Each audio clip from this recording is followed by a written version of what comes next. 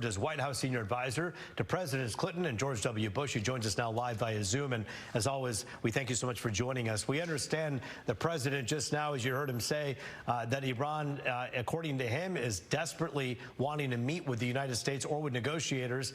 That would be a good sign to find some kind of form of peace here. But how likely is that at this hour? Yeah, I don't see that as likely. We've heard a lot of rhetoric out of Iran. I think the United States understands that at this point. Today, the Iran president said something very clear, and that is that Iran is in a full-scale war against the United States. And by the numbers, we are now past our 10th night of consistent attacks against Iran. We have 50,000 troops in the region, 2 carrier strike groups. And on top of that, the battlefield now has really stretched into a number of countries. Sadly, we're now at about 18 Americans killed. One lived 30 minutes from where I live, the same age as my oldest daughter, and people are seeing the pictures at home on their TVs.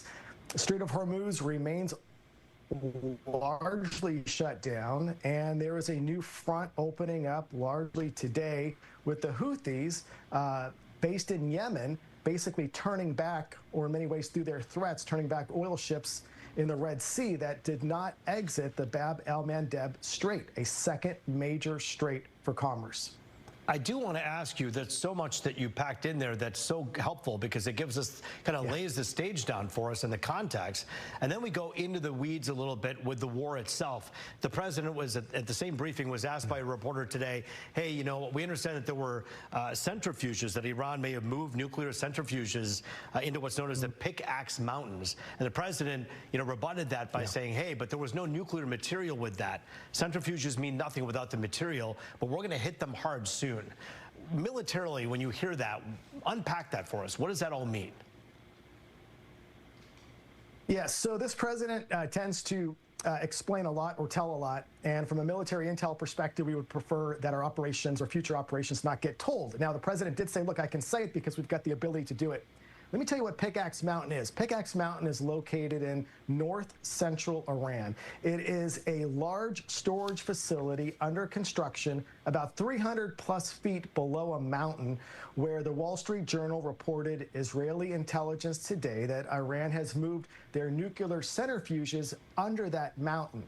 And so the president has talked about our ability to target that location. The question is, could our munitions actually have an impact? In the last few hours, Iran said if you attack our nuclear facilities, we're going to even expand our efforts beyond what we're already doing in the Middle East by hitting U.S. allies, including Kuwait, where they have targeted civilian water desalination plants. That is not a U.S. asset. That, in many ways, could be considered a war crime.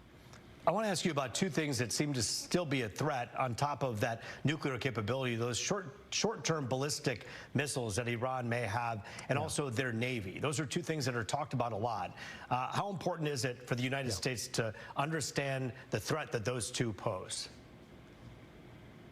It's huge. We looked at our troops that were killed in Jordan. It was because Iran didn't launch one, they launched multiple ballistic missiles at our bases. So we've also got to think about the fact that we may be running low on munitions, both our offensive capabilities, our Tomahawks, as well as our defensive capabilities, which are our Patriot missiles.